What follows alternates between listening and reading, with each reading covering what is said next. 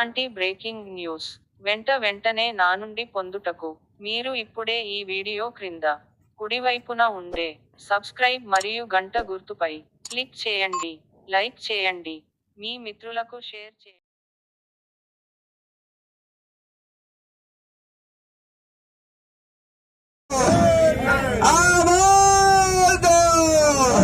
పెన్షనర్ల ఐక్యత, పెన్షనర్ల ఐక్యత, పెన్షనర్ల సమస్యలు వెంటనే, పెన్షనర్ల సమస్యలు వెంటనే, పిఆర్సీని వెంటనే, పిఆర్సీని వెంటనే, పెండింగ్ లో ఉన్న డిఏలను వెంటనే, పెండింగ్ లో ఉన్న డిఏలను వెంటనే. మిత్రులారా, తెలంగాణ గౌట్ పెన్షనర్స్ జేఏసీ ఆధ్వర్యంలో పెన్షనర్ల సమస్యల మీద ఇందిరా పార్క్ దగ్గర ఏర్పాటు చేసినటువంటి ధర్నా శిబిరానికి అధ్యక్షత వహించినటువంటి జేఏసీ చైర్మన్ లక్ష్మయ్య గారికి,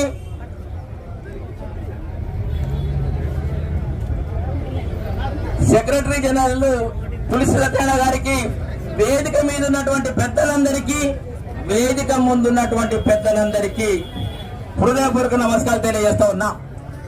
నా పేరు Kohada Chandramouli, retired employees association Telangana 2024 నుంచి రిటైర్మెంట్ అయినటువంటి ఉద్యోగుల సంఘం. మరి మేమంతా యంగ్ హోల్డర్స్, వీళ్ళందరూ ఓల్డ్ హోల్డర్స్. నేనైతే లక్ష్మయ్య గారికి, తులసి సత్యనారాయణ గారికి నేను శిరస్సు వంచి నమస్కారాలు చేస్తాను. ఎందుకంటే వాళ్ళు రిటైర్మెంట్ అయ్యి 20 సంవత్సరాలైంది, ఇప్పటికీ ఉద్యమాన్ని నడిపిస్తున్నందుకు వారికి నేను శిరస్సు వంచి నమస్కారం తెలియజేస్తా ఉన్నా. మరి మీ స్ఫూర్తిగా మేము రిటైర్మెంట్ అయినాం కదా, ఇంటి దగ్గర కూర్చున్నామన్న ఆలోచన లేకుండా మిమ్మల్ని స్ఫూర్తి తీసుకొని మేము ఈ పోరాటాన్ని స్థాపించినాం. 2024 మార్చిలో రిటైర్మెంట్ అయినటువంటి ఉద్యోగులు, ఉపాధ్యాయులకు రావాల్సినటువంటి పెన్షన్ డబ్బులు మొండి ప్రభుత్వం మొత్తం దళసరి చైర్మన్ గల ప్రభుత్వం ఒక్క పైసా ఇవ్వకుండా ఒక పెన్షన్ మాత్రమే ఇస్తున్న క్రమంలో మేమందరం ఉద్యమం స్టార్ట్ చేసి రాష్ట్రంలోని రిటైర్డ్ ఎంప్లాయీస్ అసోసియేషన్ తెలంగాణ స్థాపించి మేము హైదరాబాద్ లో అనేక ఉద్యమాలు చేయడం జరిగింది, జిల్లాల వారీగా చేయడం జరిగింది.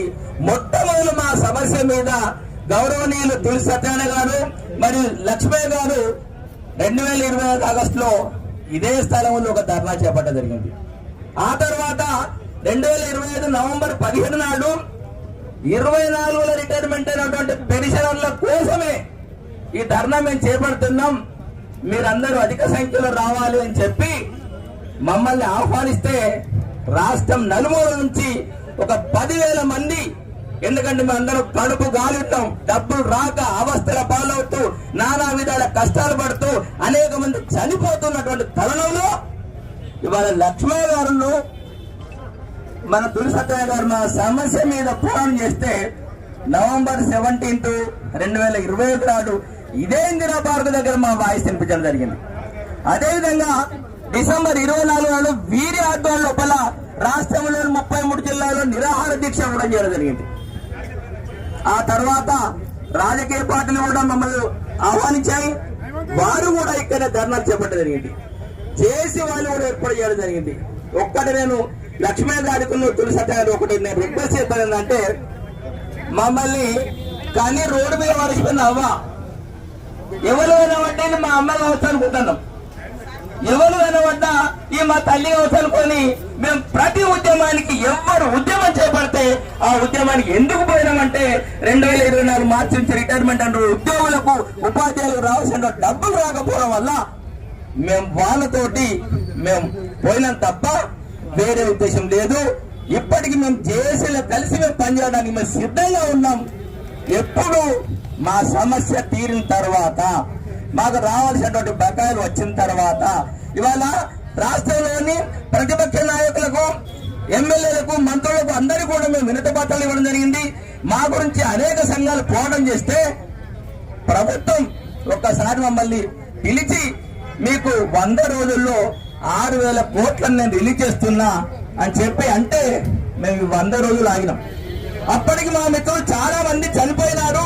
మేము సంఘం స్థాపించినప్పటి నుంచి 112 మంది చనిపోవడం జరిగింది. వీళ్ళందరూ ఎందుకు చనిపోయారంటే వాళ్ళకు రావాల్సినటువంటి బకాయిలు అందక, అనారోగ్యం పాలై, మెరుగైన వైద్యం చేయించుకోలేక, అయ్యా ముఖ్యమంత్రి గారు నేను చనిపోతున్నా, దయచేసి నా డబ్బులు నిన్ను అడుగుతలే, నా డబ్బులు నాకు ఇవ్వండి అని చెప్పి మొరబెట్టుకున్నా గాని ఈ ముఖ్యమంత్రికి కనికరం లేకుండా ఒక పైసా ఇవ్వకపోవడం వల్ల 112 మంది మిత్రులు అమరులయ్యారు. చాలా బాధాకరం. మేము సంఘం స్థాపించే ముందు కూడా చాలా మంది చనిపోయారు. మేము ఒకటే కొడుతా ఉన్నాం. ఇవాళ వీళ్ళు పెట్టినటువంటి ధర్నాకు జేఏసీ ఆధ్వర్యం లోపల ఈహెచ్ఎస్ మీద మాట్లాడారు మిత్రులు, 398 మీద మాట్లాడారు. కానీ నా ఆవేదన అంతా ఎక్కడుందంటే 2024 మార్చి తర్వాత రిటైర్మెంట్ అయినటువంటి వాళ్ళకు సమస్య చెప్పుకోవడానికి నేను రావడం జరిగింది. మరి 6,000 కోట్లు మే 29, 30 నాడు, జూన్ 30 నాడు, మన జూలై 30 నాడు 6,000 కోట్లు ఇచ్చి ప్రభుత్వం ఏం ప్రకటించింది? 100% నేను పెన్షనర్లకు ఇచ్చేసాను. ఏమి ఇచ్చినావు? నేను దాచుకున్న జీపీఎఫ్ డబ్బులు ఎప్పటి వరకు ఇచ్చినావు? మేము దాచుకున్నటువంటి మాకు ఇవ్వాల్సిన కమిటేషన్ అప్పుగా ఇవ్వాల్సిన పైసలు మన జూన్ వరకు ఇచ్చినావు. ఈ రెండిస్తే మా బకాయిలు తీరినట్టేనా? మాకు రావాల్సినటువంటి లీవ్ ఎన్కాష్మెంట్ లేదా? మాకు రావాల్సినటువంటి జిఎస్ లేదా? మాకు రావాల్సినటువంటి టిఎఫ్జిఎల్ లేదా? ఈ పద్ధతులను వివరిస్తారు. టిఆర్సీఆర్ఎస్ కూడా మీకు రావాల్సినటువంటి పరిస్థితి ఉన్నది. మరి ఇవన్నీ తేరినాడే ఇలా అందరం ఏమనుకున్నాం అంటే ఈ ప్రభుత్వాన్ని ఏది కోరి తెచ్చుకున్నాము. ఎందుకు తెచ్చుకున్నామంటే అప్పుడున్న ప్రభుత్వం 3 డిఎల్ నేను ప్రకటిస్తా, అధికారంలోకి రాగానే 3 డిఎల్ ప్రకటిస్తానని, 6 నెలల్లో పిఆర్సీ అమలు చేస్తానని, సిపిఎస్ ను రద్దు చేస్తానని, హెల్త్ కార్డ్స్ అమలు చేస్తానని చెప్పి అంటే నమ్మి మోసపోయి నిన్ను గెలిపించుకున్నాం. నీ మీద ప్రేమ కొద్ది కాదు. ఇవాళ ఈ సంగతి 3 సంవత్సరాల అర్థమైపోయింది. గౌరవనీయులు ముఖ్యమంత్రి గారు, మీరు ఒకటే గుర్తుపెట్టుకోండి, ఈ రాష్ట్రంలో పెన్షనర్లు దాదాపు 3 లక్షల మంది ఉన్నారు. ఎంప్లాయీస్ ఒక 3 లక్షల మంది ఉన్నారు. అవుట్ సోర్సింగ్ ఒక 4 లక్షల మంది ఉన్నారు. ఒక 10 లక్షల మంది రేపు జరగబోయే ఎన్నికల్లో ఒక్కరు కనీసం 5 ఓట్లు వేయించినా 10 ఓట్లు వేయించినా నీ పరిస్థితి ఏమవుతుందో ఆలోచించుకోవాలి. అదేవిధంగా నేను ఒకటి అడుగుతున్నా, మా మిత్రులు చాలా మంది కోర్టు పోవడం జరిగింది.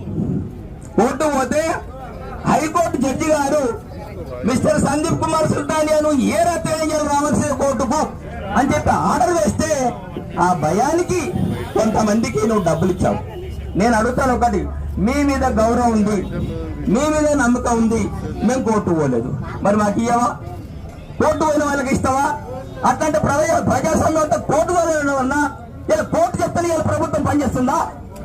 కాబట్టి మిత్రులారా, కోర్టు పోయిన వాళ్ళకి ఇచ్చుకుంటూ మా టోకెన్ నంబర్ల ప్రకారం 2024 మార్చిలో రిటైర్మెంట్ అయిన వాళ్ళందరికీ వరుస క్రమంలో నువ్వు ఇవ్వాల్సినటువంటి పరిస్థితి నీ దగ్గర ఉంది.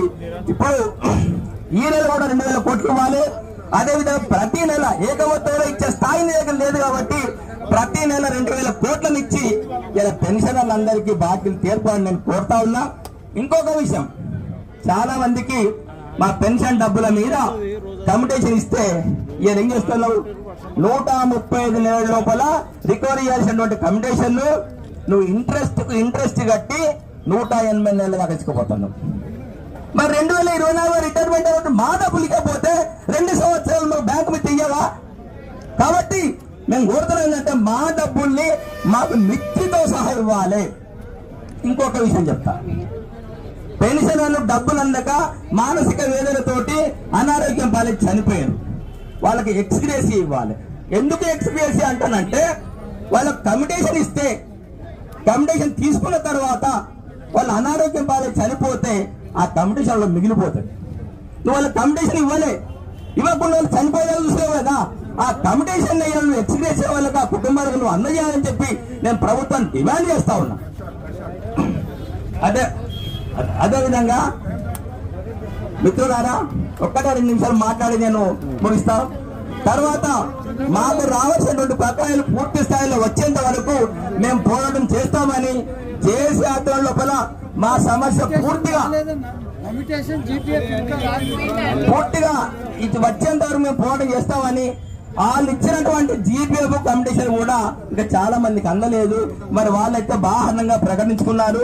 100% మేము కమిటీషన్ ఇచ్చినాం, 100% మేము జీపీఎఫ్ ఇచ్చినాం అన్నారు. కానీ మాకు రావాల్సిన బకాయిలు మొత్తం మరి తక్షణమే చెల్లించాలని చెప్పి, లేకపోతే మేము మునుముందు అనేక ఉద్యమాలు చేసి ఈ ప్రభుత్వాన్ని స్తంభింపజేస్తామని చెప్పి నేను తెలియపరుస్తూ ఇలా చేసి వాళ్లకు మరొకసారి నేను శిరస్సు వంచి నమస్కారం చేస్తున్నాను. థ్యాంక్ యూ అన్నాను.